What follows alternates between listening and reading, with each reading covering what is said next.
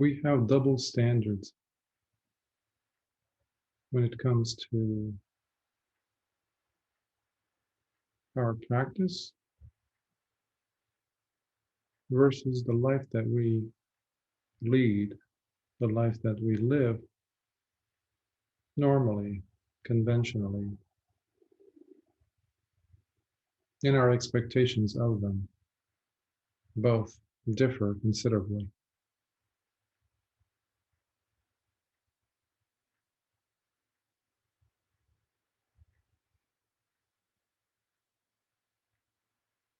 We know in life that we can't expect to get something for nothing. Pretty much everything demands from us something, whether it's walking when we're born in this body, speaking, learning a language, identifying things, shapes, forms. All of these require effort. Effort that we have come to take for granted, and understandably so.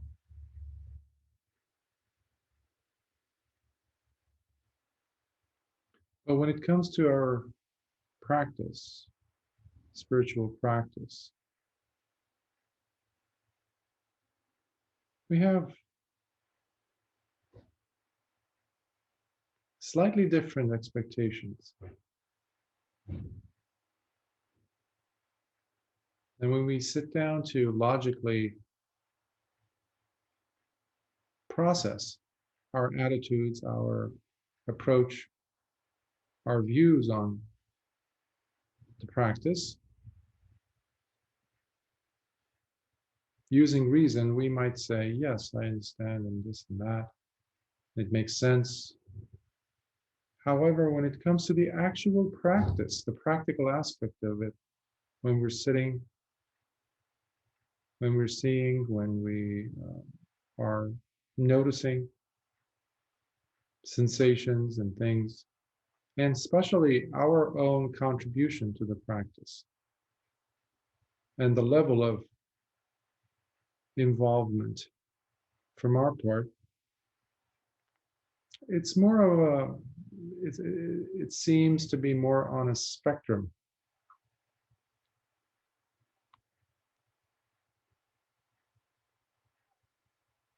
But we don't stick around the spectrum in the mid-range, as it were. We like to be more on the extremes, from what I see, from what I've observed in myself and also in others. And specifically, what I'm referring to here is effort. Effort, or efforting, ing at the end.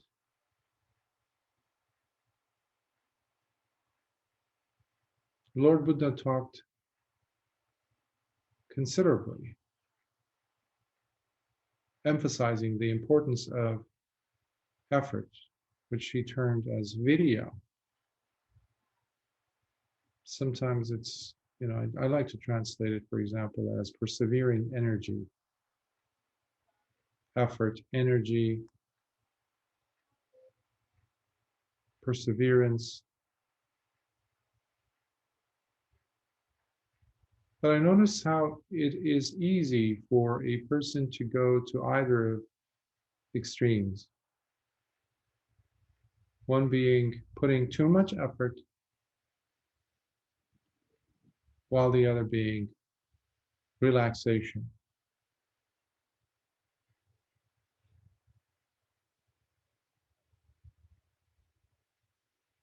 If you're a meditator, chances are you have tasted both. You have been familiar on some level of what each of these entails.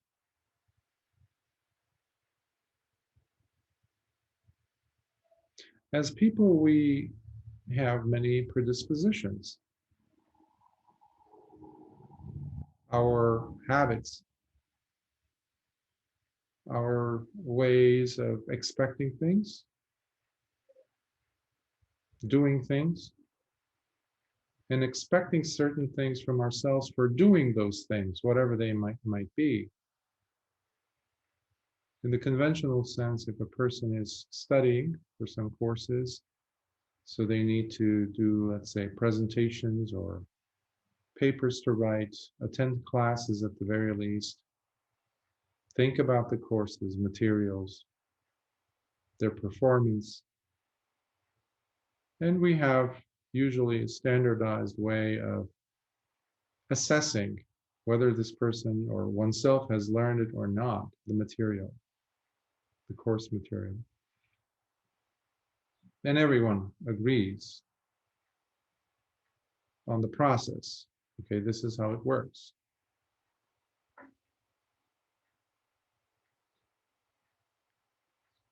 We tend to bring that mindset often to the practice.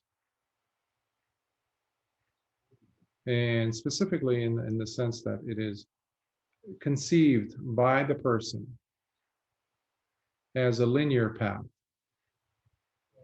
If I do this, this, and that, then the outcome will be this. And on some level, that still holds true when we look at the spiritual practice and how it unfolds.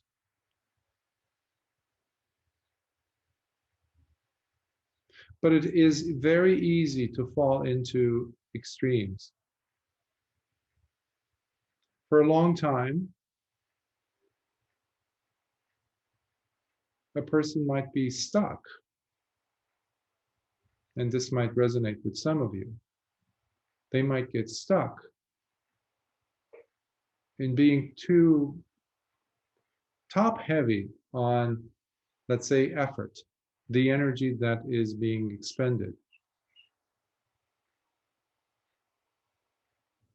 And it's interesting because I have seen there is a strong correlation between the person's disposition or predispositions of wanting certain things or expecting certain things in the conventional world sense.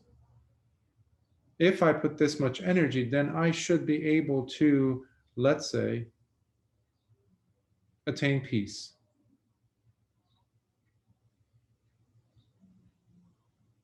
Well, peace is one thing, energy is another. Energy is definitely necessary for us to use certain mechanisms in the mind, different processes to understand, so that there comes to be that state of contentment, which we might call peace. So, effort and relaxation. Effort is extremely important because Lord Buddha placed it in several different formulae. You find it, for example, in the 5 spiritual faculties. You find it in the 7 factors of awakening, Satta Bojjhanga. You find it in, we mentioned it, we came up in last week's sutta, the Vimansaka Sutta, where it is part of the 4 bases of psychic or spiritual power, to name a few. But without effort, things don't get done. We know that. Anyone knows that. But somehow, sometimes, some of us, at one point or another, we think, well, it's okay, let's skip that effort step and just slide our way into Nibbana, as it were, through just relaxing. Well, that brings us to relaxation. How important it is it? It is very important. Just like effort. So we have this tendency of doing having an approach of like a black and white. It makes things easier for us, less complicated.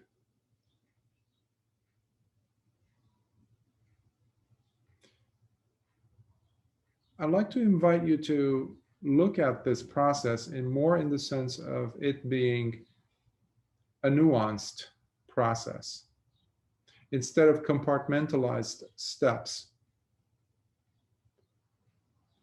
And as a teacher, I can only expect so much because ultimately the person is dealing with their own predispositions. For example, many of us, if you've been raised in a Western culture, for example, where we're highly focused on concepts, ideas, processing things, and demanding certain things, and controlling. So many of us come from a controlling attitude, just like that student, whether a university student or not. If the student follows those steps, let's say has at least registered for class, goes to those classes, has those books, studies, does the assignments, citizenship is good in class, etc., etc., presentations are very good, chances are they're going to pass the class at the very least. That puts a sense of expectation, which also underneath it has this flavor of control. Now, when we approach the spiritual practice, our meditation, with that attitude, we run into some problems. When a person, for example, is going through the jhanas or has attained the first level of jhana, it is not because of the efforting purely, because there are a set of requirements needed to be there, but ultimately we need to allow the openness to be there. Relinquishing of that control. So this cuts deep for the person sometimes. And not many of us are ready to do that, to relinquish that sense of control. And this is primarily what I have noticed to be a major problem for many students, many individuals, in reviewing their approach to this principle of effort, to this presence of effort, the need for effort. Because my tendency to control things can easily overwhelm the sitting, where I'm noticing that I'm being sluggish, drowsy. I might say to myself, okay, enough of this. Let's get things working. Let's take control. And we put on the Virya hat on, the helmet, and we try to bulldoze our way through the practice, completely forgetting the importance of relaxation, of being open, of allowing ourselves to just be softer. But this practice allows us to have Virya that is more fluid, that is not so sharp at its edges, meaning it is organic instead of just like a lump of solid thing that dominates, just stands in front of our gaze and doesn't allow us to see how it's more than that. The 7 factors of awakening, for example, they flow into each other. And the image I've used over the years is that of a seesaw. So they go up and down. So sometimes we will not be able to maintain whatever state it is because it's not in our control.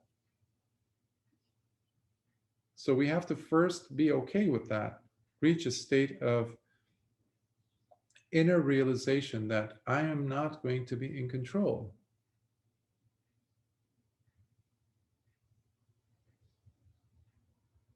And if we take this further out into life, into something as um, viscerally ground shaking for oneself, the subject matter of death or the reality of death.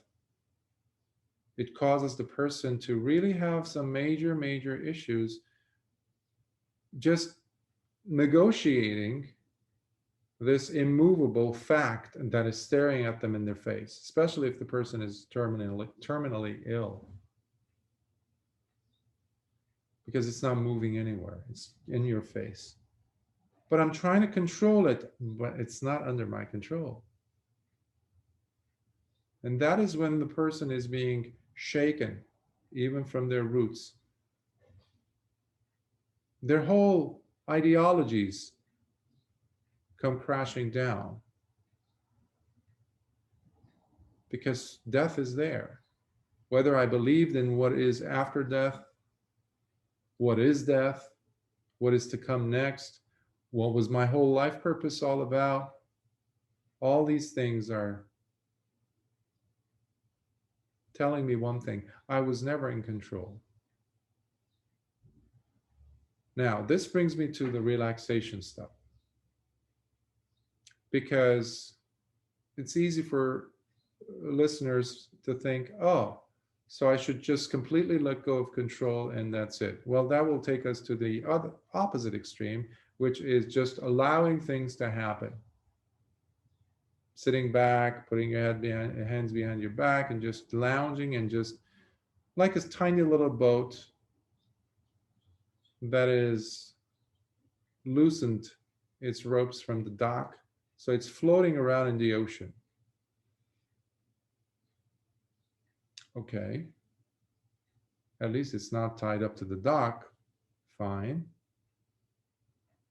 But it's not going to be going on any kind of journey to a certain specific destination.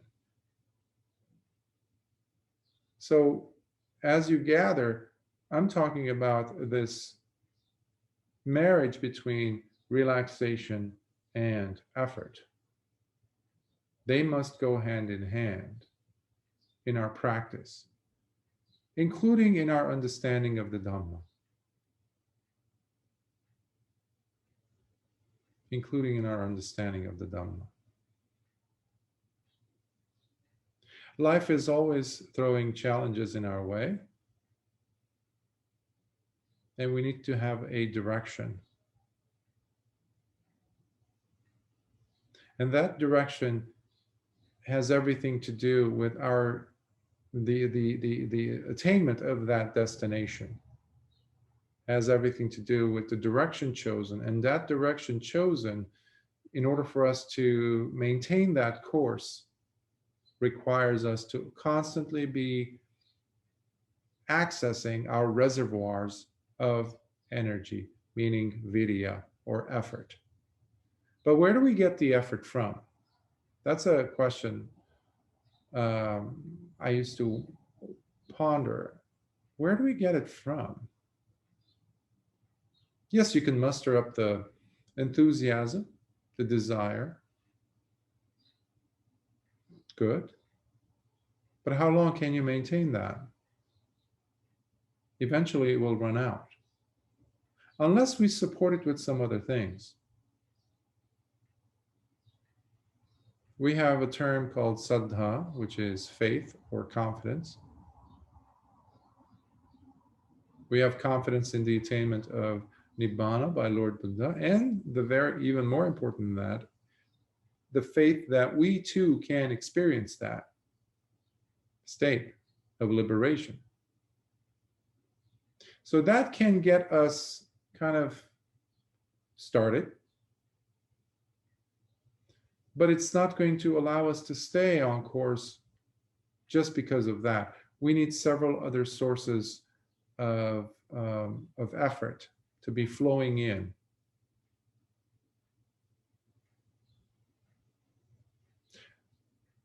Reading or exposing ourselves to the suttas, the discourses, thinking about them, which is called pariyatti, studying,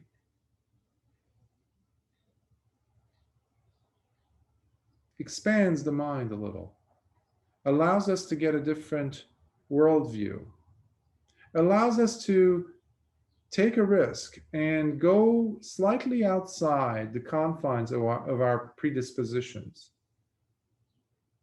our principles in life, or what has gotten us this far, the ideals and the unbroken rules, if you will, of how things are as per our own classification and understanding. Because the suttas are going to allow us to see things slightly different, challenge us also. But here is where we also need to come with the sense of relaxation. And what I mean by listening or reading the suttas through this attitude of relaxation is acceptance. Acceptance of, well, I don't agree with this, what the Buddha might be saying, but instead of closing the book or just moving the sutta aside and just like, no, going ahead with your own life, completely disagreeing, leave a crack in the window. Just give it a chance. Listen to it a little bit more. Challenge yourself. It's like that person who says that they can only do 2 push-ups, or they can only run a mile, and their bodies might be able to do more, but they themselves have convinced themselves that it's impossible for them. But they'll go 1.1 mile one week, the next week 1.2 miles, or they're able to do 3 push-ups instead of 2. That is what I'm suggesting by leaving the crack in the window open. Because there is liberation from our predispositions. Because if we're trying to go after liberation, to experience Nibbana, we must first allow ourselves to liberate ourselves from our dispositions, predispositions, understandings, convictions, which, when looked at through the lens of the Dhamma, we see Lord Buddha talking about wrong views, ditthi or micchaditthi, as opposed to right view. The Dhamma is offering us right view, but it needs to be validated with our own life, our own life experiences. Right view cannot be captured inside some pages or some suttas, but they could be like the finger pointing at something in that sense. And that something is our life to be tested. Otherwise they're just theories. They need to be tested in order for them to turn into evidenced facts, truths, in fact, for the person. And that becomes such a powerful source for effort, for energy, which can be utilized the next time you sit, the next time you look at something, a phenomenon, the next time you look at your 6 sense doors. And you start seeing how kileshas, or the defilements that we keep talking about week after week after week, they become more apparent thanks to your own life experiences. You start seeing them in, for example, the process of seeing beautiful sights or ugly sights, or hearing something really jolting, that would be considered very well, distasteful, upsetting, not bringing a sense of comfort, basically. And that feeling of that, seeing that,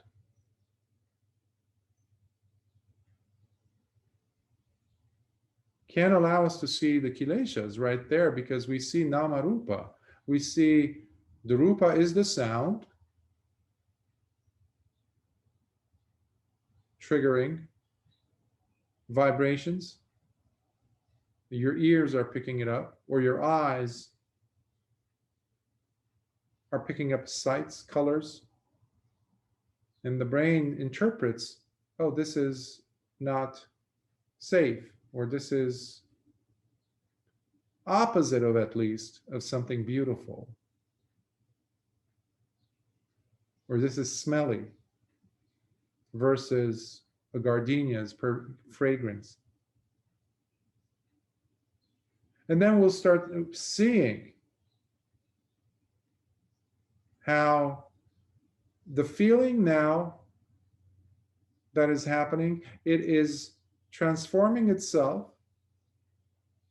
when left unchecked,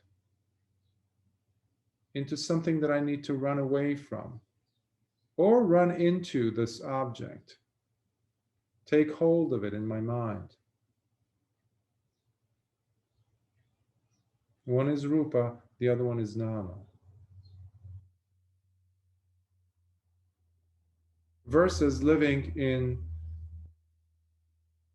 a dream state, or just an accepted state of affairs, where we just see this process as just pure life, and accept the fact that I'm supposed to have craving. I'm supposed to be disgusted from that sight, from that smell, from this whatever, which is the inertial status quo. That is living in delusion.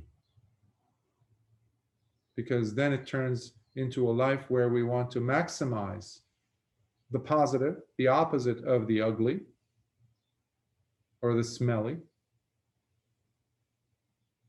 and the minimization of that unwholesome, or the thing that we don't like.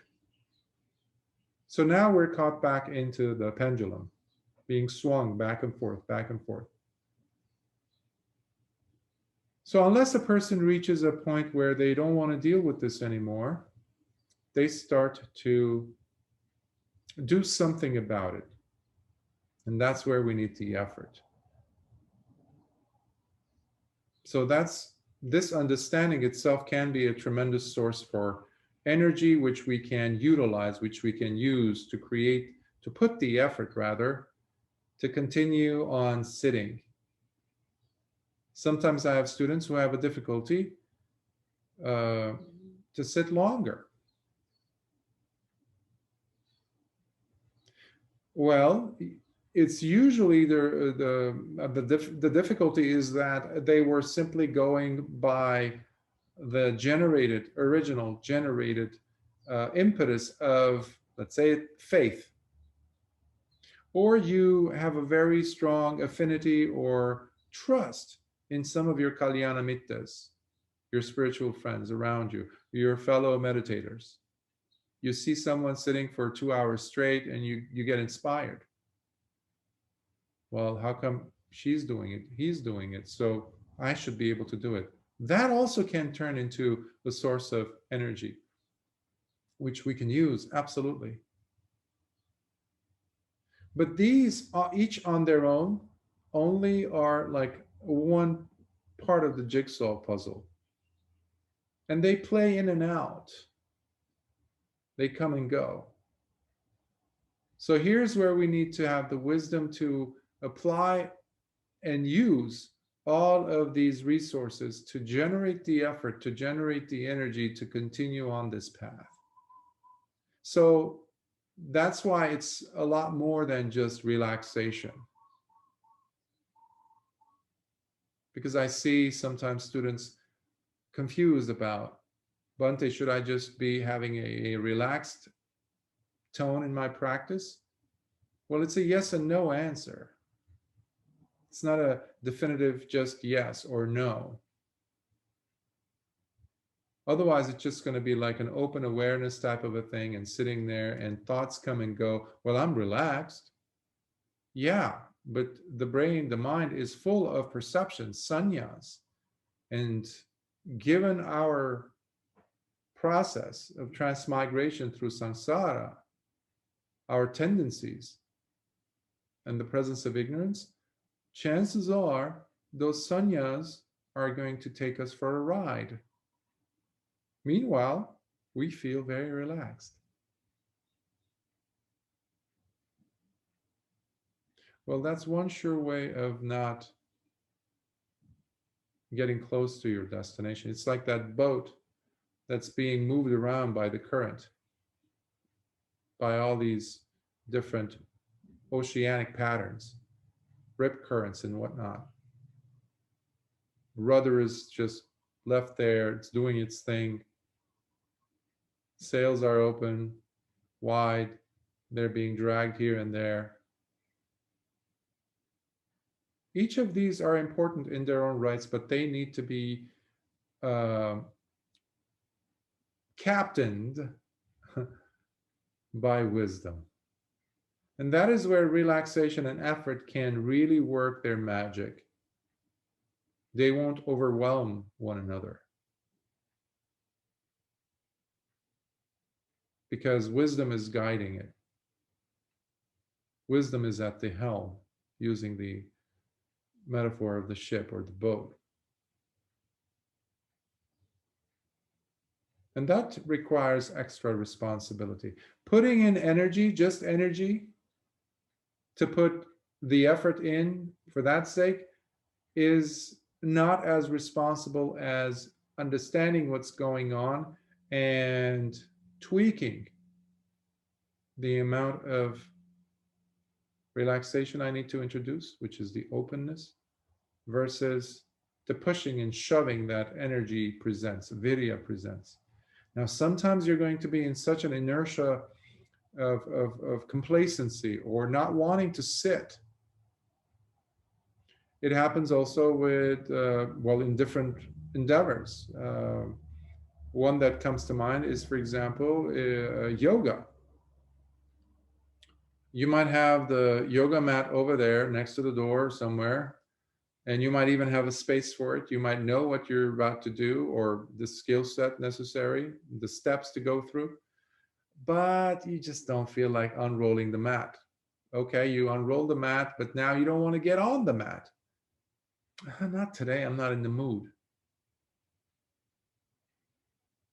Well, how are you going to do that if you don't have effort, that resoluteness? Similarly, when we're meditating, when we're sitting, you might have said to yourself, I need to sit for 35 minutes, an hour, but it's 15 minutes, 32 seconds past, and you just want to get up and go. So balancing these two is an extremely important step on this in your practice. And as I mentioned, the suttas are a tremendous source of inventory for energy for you, a battery source, if you will. And every time you're sitting, your previous experiences also serve for a limitless supply of energy for you if you know how to use them. By just like that person who was only able to do one push-up and now he's doing 10 or 15 and says to himself, caps it off at 15 and says, I can't do anything more. Well, why not? I was at 1, now I'm at 10 or 15. It's like a person who's meditating who comes across difficulties and they say, well, I was never expecting this kind of emotional upheavals to be dealt with. Yeah. I usually ask, and this is also in the context of psychotherapy, we see that also. Okay, so you're saying you're facing a lot more emotional, psychological challenges. Yes, okay. Let us get into this time machine and go back to the time before you started doing this, whether it was therapy or sitting meditating. Okay. Do you think that that version of you prior to getting to this meditation level of your practice, do you think that that older version of you could have handled 10% of what you're talking about is occurring? And they will laugh and shake their heads and say, absolutely not. Okay, there's your source of confidence, because you're saying that definitely you're not where you were. Because as our practice progresses and we go deeper, we're discovering finer and finer nuances. We're experiencing finer states of mind. More and more contentment is coming in. Stillness is being introduced. Tranquility is coming in. Where noises and things, emotional hang-ups, things that we didn't even notice because we were dealing with a lot louder, more heavier, grosser things, which are not an issue now, but we're detecting subtle vibrations of things, tendencies. All of a sudden we find them annoying because they come to disturb that state of santuti, that state of contentment, that state of tranquility. So it doesn't mean that your practice is going bad. No, your sensibilities are getting more and more refined. So that in itself can also serve as a source of energy for you, a source of confidence, to say to yourself, you know what? I'm actually able to handle a lot more stress than I used to. But it's just the stress, the character of it has changed. When is it going to stop? That's an issue that meditators present sometimes.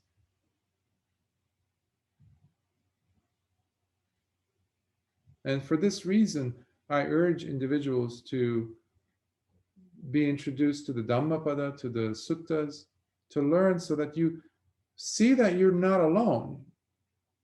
You've never been alone in these difficulties, whether it's the inability to sit longer or not to move while you're sitting, or being disappointed in yourself when you were practicing. And that's another reason why I'd like to continue covering the suttas with you, because there's so much humanity there in the lives of the disciples. They're not these jaded, these locked up characters in history pages. They were real. They would fall, but they would get up, and they would go and urge each other to continue practicing. And that's why Lord Buddha would always give them more and more discourses, guide them, whether it was issues with drowsiness, whether it was issues with restlessness, or passions, lust that would arise, or somebody who wants to just quit the noble life, the holy life, and just go back to lounging around in their royal palace, going back to the sensual realm, and forget about this whole business of discovering, self-discovery, because deep down they were deeply disappointed in themselves, that, you know what, I don't deserve this. Let me go back to what is familiar. Let me go back to my own predispositions, to the way I understood life to be.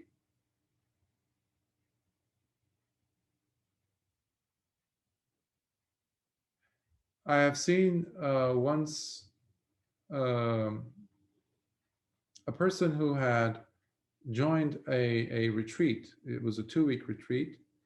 And this person, for all intents and purposes, was there to practice, and he apparently had been practicing for at least 10 years. And suddenly, the person who seemed like he was talking with all the other meditators, even though it was supposed to be noble silence, eventually, all of a sudden, we see him get out of his kuti, quickly pack his stuff, and leave. Prior to him leaving, I was noticing certain signs. How the honeymoon was over, of a retreat honeymoon. That's what I mean. Where, we were excited when we joined the retreat, and then a few days into it, when this is an actual physical retreat, you're away from your loved ones, familiar grounds, and all of a sudden you're in this unusual place where you're supposed to be silent.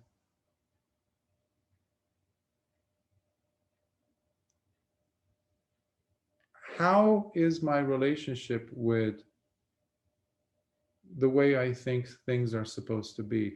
Basically, what is my comfort zone? And that is the transition that I'm referring to. Earlier, I was mentioning about the conventional world where we live, and the world of spirituality, meditation practice. Your practice becomes successful when you transition in a way where your meditation practice overflows into the rest of your life. So it's no longer something that you do on the side, where it's a little bit, a snippet of your real life, where you go there to kind of recoup and then come back to the real life.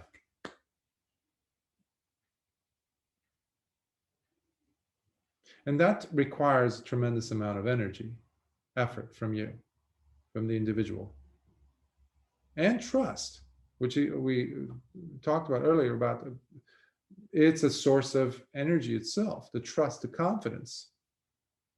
So it needs to flow into the meditation practice, so much so that this meditative practice becomes part and parcel of your life. It becomes your life. Now, that doesn't mean go ahead and become a monastic. No, you don't need to be. But the practice can get so matured where you don't have the option of, the possibility isn't there anymore for you to be taken for a ride when you see something beautiful or something ugly. And you're taken by that, pulled into the story. And that is what Lord Buddha means when he's talking about wisdom coming into your life. Without wisdom, there cannot be awakening. We need to understand that. Awakening is not a state that we shoot for while we're standing in the mire of ignorance. It's not a matter of like, yeah, I'm going to hit these stages, these attainments, and boom, I'm an arahant. It doesn't work like that. Wisdom is the thing which allows a person to be awakened or not. It's not like rushing through a finish line, like Iron Man or something. Triathletes, no. Wisdom. And that needs to be reflected in your own life, which tells us that there is wisdom taking place. In fact, it needs to tell you above all else. And this is all happening in the mid-range between the two extremes, which Lord Buddha talked about. Majjhima pada, the middle path. So as you see, it's very engaging. It doesn't leave room for us to be dull, for us to kind of take things easy, just like, yeah, throw it into the wind and just let's see where it lands. Let's throw this boat into the ocean and see where it goes, type of a thing. No, It's never been like that. And that's why when people come and say, oh, a Buddhism or the Dhamma is the same as, let's say, they give names like this teacher or that teacher from, New Agey, or no, no, it's not. It's specific in its intentionality. It is specifically guided. It has several different steps. It's a process. And each step has its own assessment, if you will, which are clearly indicated when the person has done the work. In that sense, it resembles what we were talking about, let's say, in the academic world. But it's not linear. It has a more of an organic feel to it. It's a lot more colorful. That's why meditation can take over your life. And it's the most beautiful kind of takeover because it enhances your life. Some people come and ask, well, if I meditate, could you give me like, how different is my life going to be? Well, I say, if you're a writer, you're going to get to be at least 10 times better. If you're a teacher, you're going to get a lot better at your teaching. You're going to be able to relate better with your students. You will see nuances, different dimensions of what it is that you were teaching, almost like a tunnel vision, a lesson plan, this and that. No, you're seeing all these other nuances of it. It expands your potential. So what a lovely way of taking over your life. Your relationships will get a lot more beautiful, as well as you're going to see if there are any toxic relationships. Slowly, they will drop and be relinquished. And similarly with your predispositions, tendencies, habitual patterns, which most of us, if not all of us, have to struggle to let go of. So doing it with just willpower won't work. It needs to be joined with other skills, and the Dhamma provides us with that. And that's what we call the Eightfold Path. Right view, right intentions, right speech, right action. Right meaning wholesome versus unwholesome. Right effort, right lifestyle, right mindfulness, and right meditation, because there are different kinds of meditation. Some will keep you enjoying, skulking around samsara for many, many eons, giving you that sense of relaxation. But if you're like any of the noble disciples of Lord Buddha, then you don't have time to waste. You need to go to your destination. If you go to the airport, you're not going to say, yeah, and you have some friends, relatives expecting you in a different part of the world. You're not going to go to the ticket counter and say, yeah, give me a ticket to anywhere. We don't have that luxury because there's this thing called death. We need to be specific, and that specificity needs to be combined with both relaxation and effort, combined together, crowned by wisdom. So I just wanted to touch on that because I see individuals coming. This is a common theme, basically. That's why I wanted to address it. On one hand, relaxation, the other being effort. So we don't need to be top heavy with either one. They need to work together. So I hope this has been helpful, and I would like to see if there's any questions, comments, thoughts.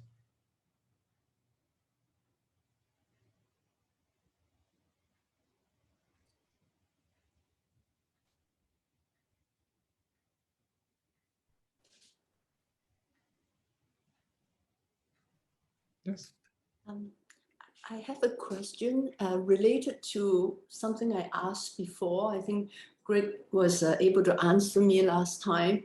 By effort, does it always mostly have to be like practicing, like sitting or studying the sutra, or can that effort be overflowing to the rest of your life without, being dedicated to a very systematic, sitting and practicing?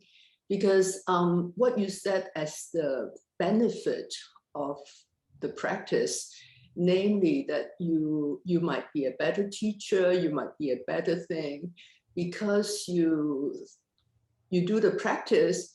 And in my case, I didn't do the sitting or the studying of the sutra as rigorously as I wish to, but I certainly try to practice the 5 precepts daily, and certainly try to practice metta daily.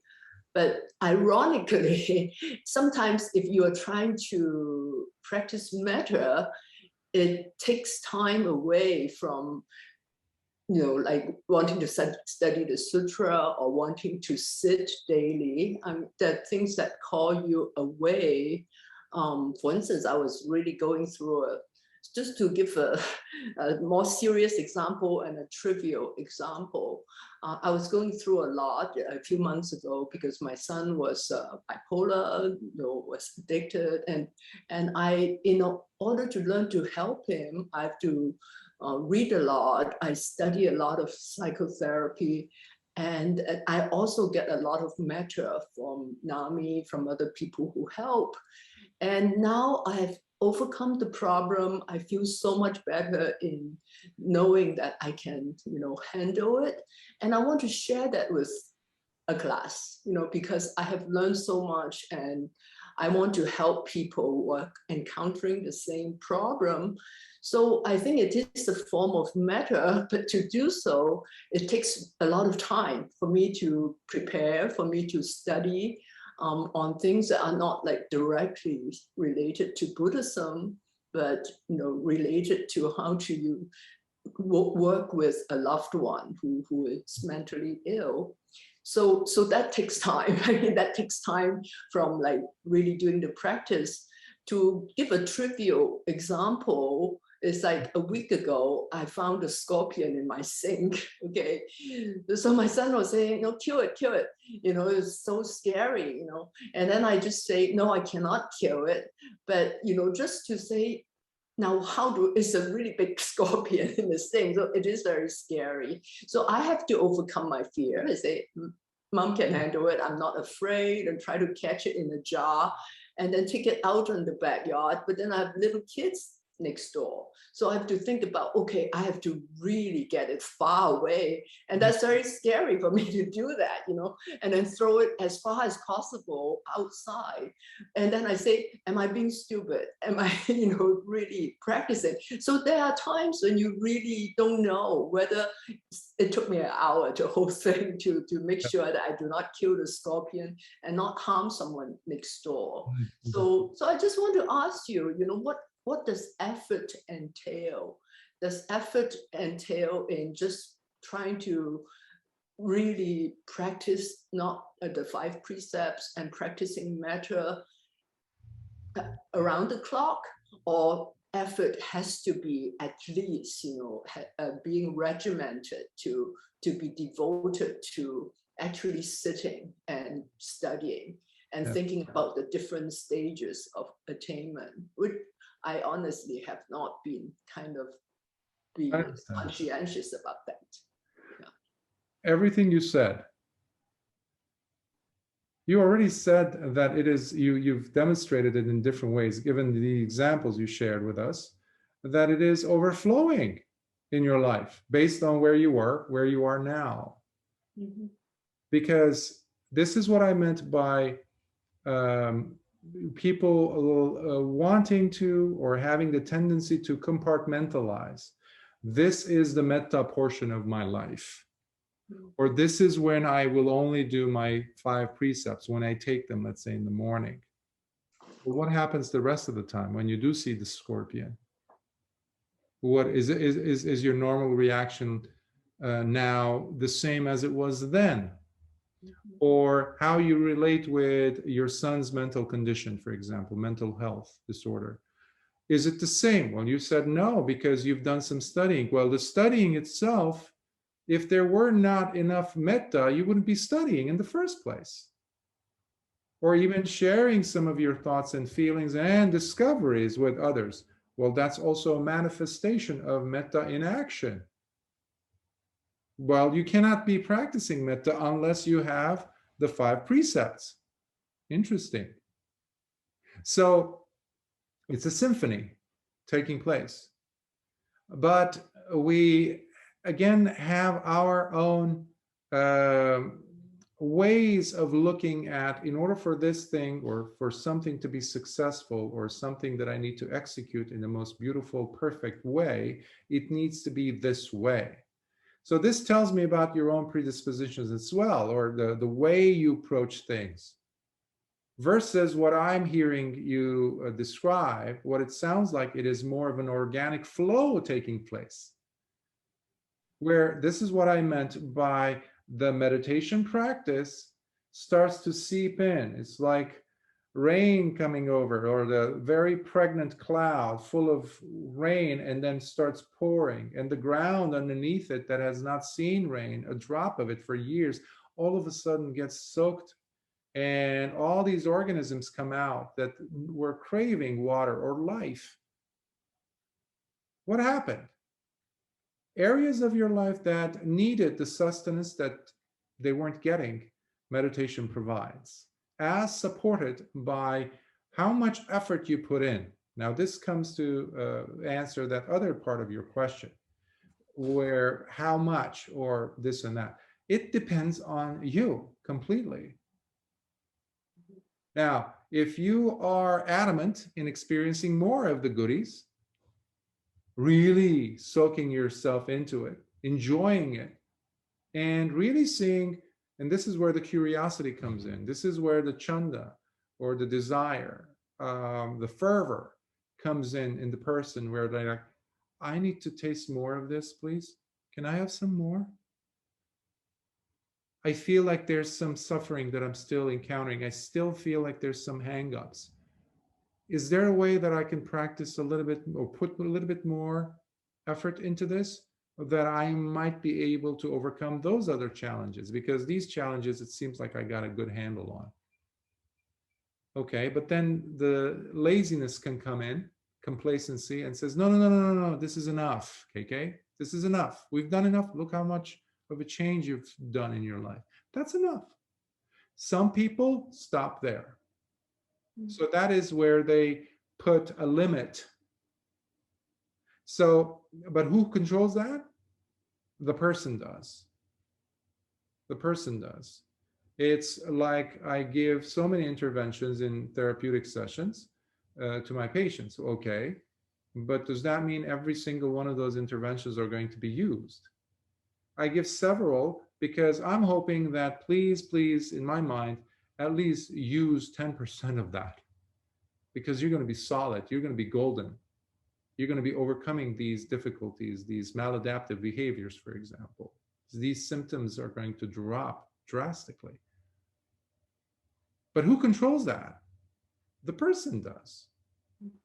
So similarly, Lord Buddha gave us so many tools, so many interventions. The suttas are full of interventions. The easiest collection are the 5 precepts. And another intervention that encapsulates the 5 precepts are the 3 trainings: Sila, Samadhi, Panya. Sila is what you're practicing. When you say you practice the 5 precepts, virtue, virtuous behavior for oneself. Mental cultivation, putting in the effort. So if you're simply putting in 5 minutes a day of meditation versus 50 minutes a day, well, the changes are drastic. The transformations are huge between the person who's doing 55 versus the one who's only doing 5 minutes. Because the third part of the training, of the 3 trainings, manifests, comes out, is the result of both of the previous 2 put together. That's why we cannot have a disparaging approach to the practice, minimizing our potential. We cannot disparage the teaching. We cannot disparage ourselves, of course, our capacity to experience something vaster and greater than we've ever been aware of, witnessed, or convinced of. And we definitely cannot disparage the teacher who's sharing Dhamma with us. In fact, there are Vinaya rules as bhikkhus. Any person who disparages, it's actually, it's against the rules. We can't do that. And you will be chastised for that, as bhikkhus, that is. So we have to hold it in high regard. Similarly, for anyone who wants to practice, we need to have that noble approach to it. Because, like I said in the beginning, it's not something for nothing. However much I put into this, that is how much I'm going to get. Years ago, when I approached a martial arts instructor, and he was one of the 100 living legends of China, he was already 87 at the time, but he could take me out like that. And I had a background in martial arts. He was so strong. He would stomp his foot on the ground, on cemented ground, and us standing about 6-10 feet away, we would feel the ground shaking. That's how much chi he had. And we would ask him, you know, how long will it take for me to master this style or this movement or this? And he would say, through an interpreter, but he spoke, you know, English. We could understand each other. He would always say, well, it depends on how much you put into it.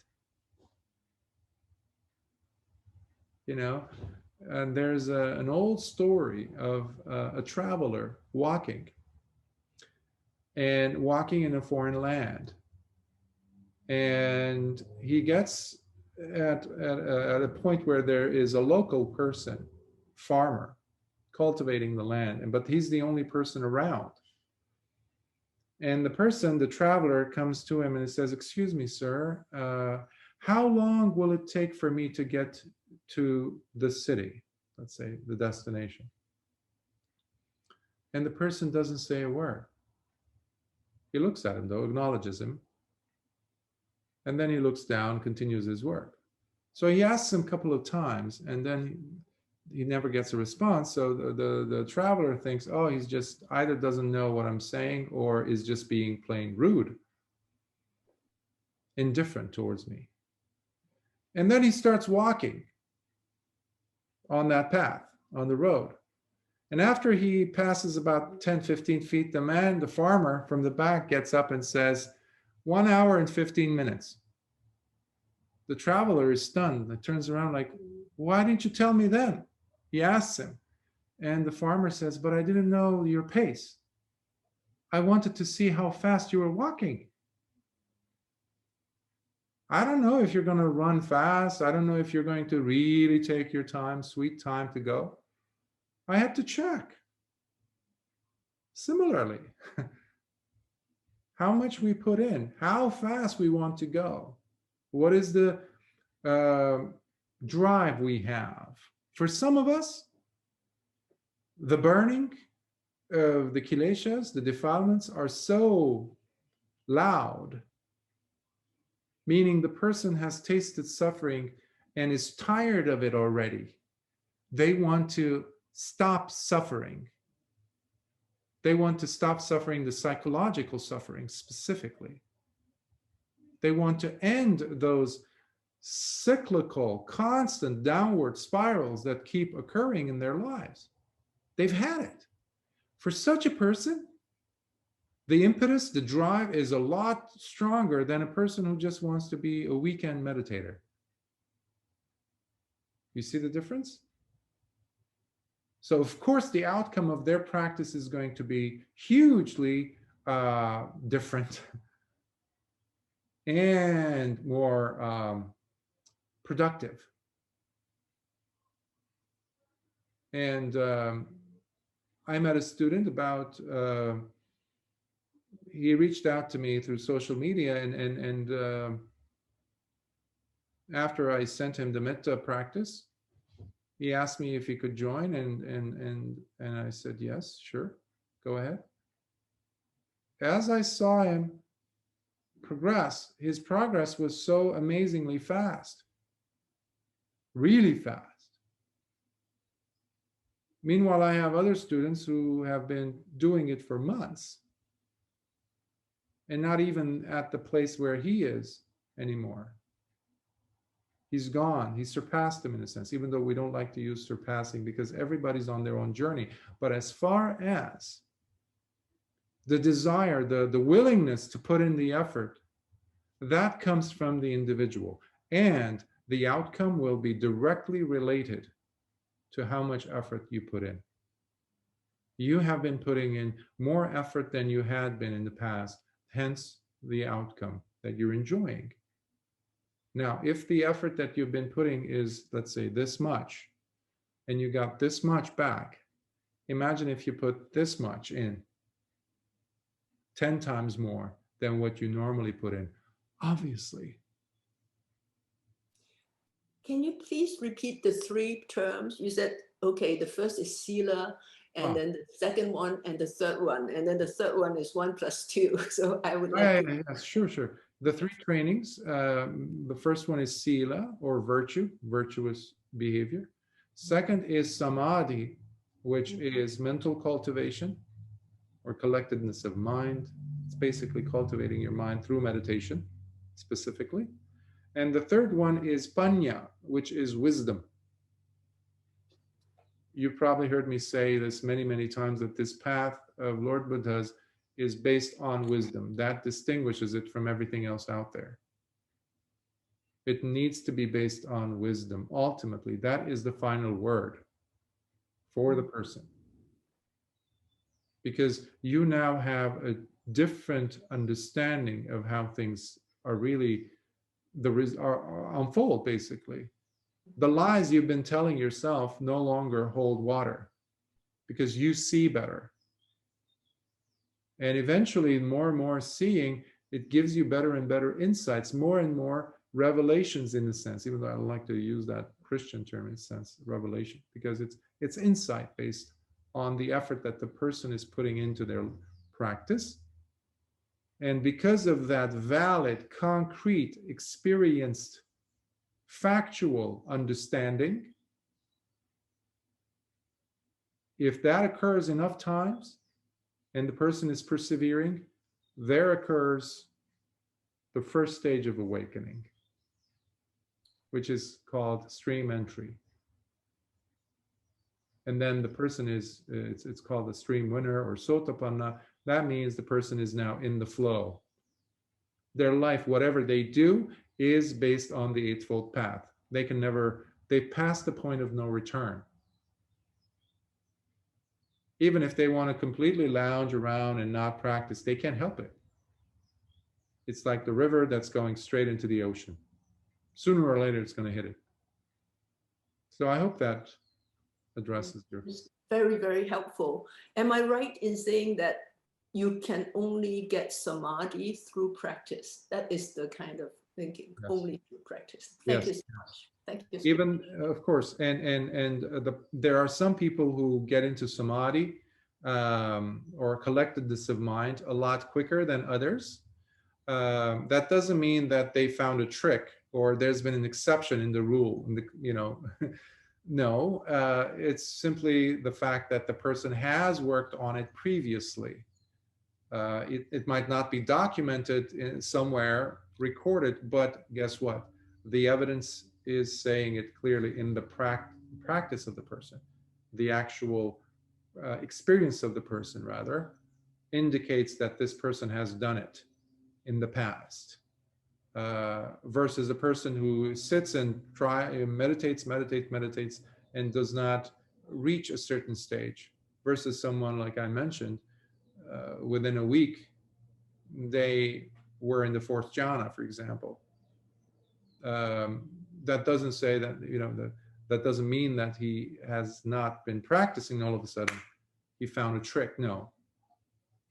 And this takes us to that age-old argument that existed, unfortunately, in Buddhism, centuries after Lord Buddha passed, of course, when his original teachings were being more and more corrupted.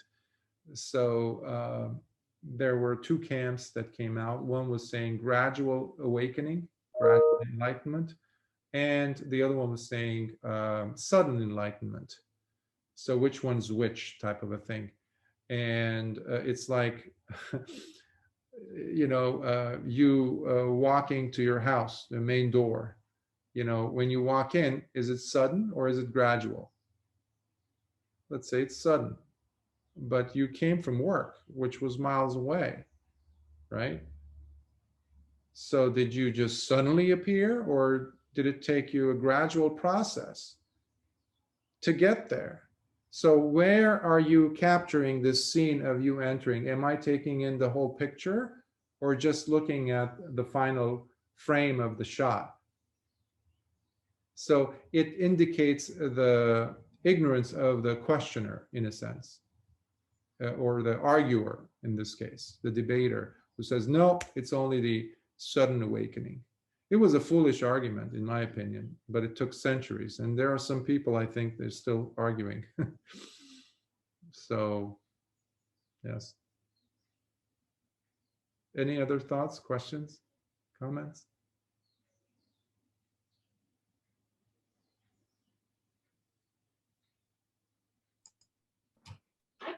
I always like to add the simple approach, and I think Bhante has said everything that needs to be said, other than the way I deal with it personally. And when I heard KK speak, the thing that I got from her was that when she's putting in her effort, she's trying really hard. And then there's all the other time where she's not able to try really hard because there's life. But when I look at it, I try and look at it that it's fairly simple, that there's only two things to do. There's when we're practicing the meditation, and the rest of it is simply being mindful, is to remember to do it. That's the hard part, is the remembering. If we can remember, then we can do the four right efforts that I have in front of me here. And it says, if I get my little chat window away, it endeavor to prevent the arising of unarisen wholesome states, to endeavor to abandon unwholesome states that have arisen, to endeavor to arouse wholesome states that have not yet arisen, and to endeavor to maintain and perfect wholesome states that have already arisen. That's what we're remembering. The hard part, the effort, is in remembering.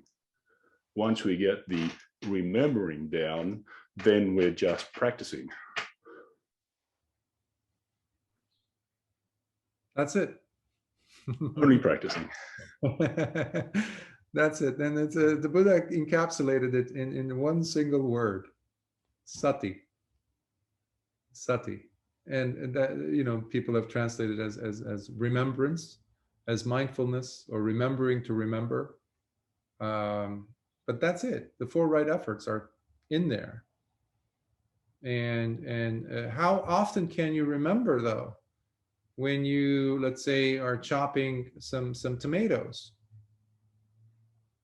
Are you there with the knife as it goes into the skin? Do you notice if the knife is somewhat dull or not as sharp and it refuses to go in with the first slice?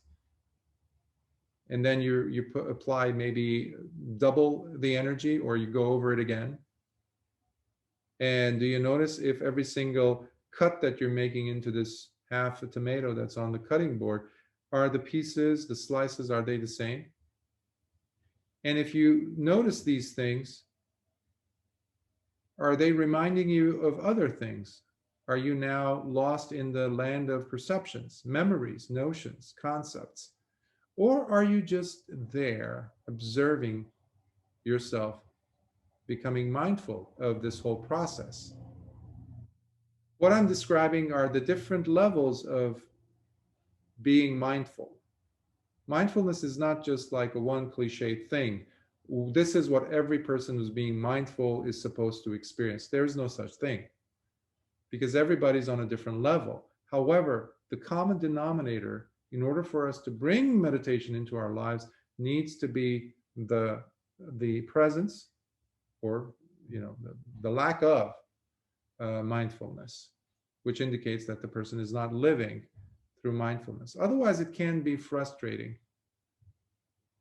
because you're thinking, the person is thinking, that's my meditation, that's my practice, and this is real life. This is where the real thing happens. When you are coming at, in front of me and you're yelling at me, or my son is yelling at me, I'm sitting in LA traffic and I'm da-da-da-da-da, all these things are real versus my meditation, which is a tiny little nook and, like tiny little area of my life. No. Whatever is being cultivated, if you bring that, remember, as Greg was saying, you remember even a snippet of that when you are in a difficult situation, or when you are finally eating that tomato. Are you being taken for a ride somewhere in your mind, or are you present? Of course, the less demanding, meaning the easier or more pleasant experiences that are taking place in your real life are easier to invite mindfulness into. So that could be a first step into becoming more and more familiarized with the introduction of remembering, or sati. And eventually, if you have enough of that experience, that can seep into a little bit more difficult or harsher experiences, where instead of you skipping the scene, leaving the scene, and allowing just your instincts to take over or become reactionary, now for the first time you'll see that no, there is this flashlight of mindfulness in this pitch blackness of reactivity. You have some control over these things, at least your own reactions to situations. And this becomes a beautiful forum, a beautiful ground where you can apply your 5 precepts. And then you'll notice, I'm holding myself back from saying these nasty words to this person. Let me, not because of anyone else, but because of you. But how did you know that? Because there was the flashlight, the camera of sati. And the more we do this, the more it becomes a habit. And that's where you're changing your whole life stream, your whole pattern of your life. This is how people become sotapannas. This is how people, Anathapindika, the greatest benefactor of Lord Buddha, he became a sotapanna, and in fact, before he died, he even became a sakadagami. Lord Buddha's own father, King Suddhodana, a man completely drowning in sense pleasures for decades. He became a sotapanna, and before he died, actually on his deathbed, he even became an arahant and died. How? Because of the power of sati, because of the power of mindfulness. But mindfulness, if you heard me correctly, you'll see how it needs to be joined up with sila. It has to be, because mindfulness is, remember, the second of the 3 trainings. Samadhi is sati. Mindfulness is meditation, mental cultivation. But it cannot stand alone. It needs a discipline that builds virtuous character, virtue within the person. And this is why I said, if you have these 2, then you inevitably have panya occurring. Thank you for that, Greg.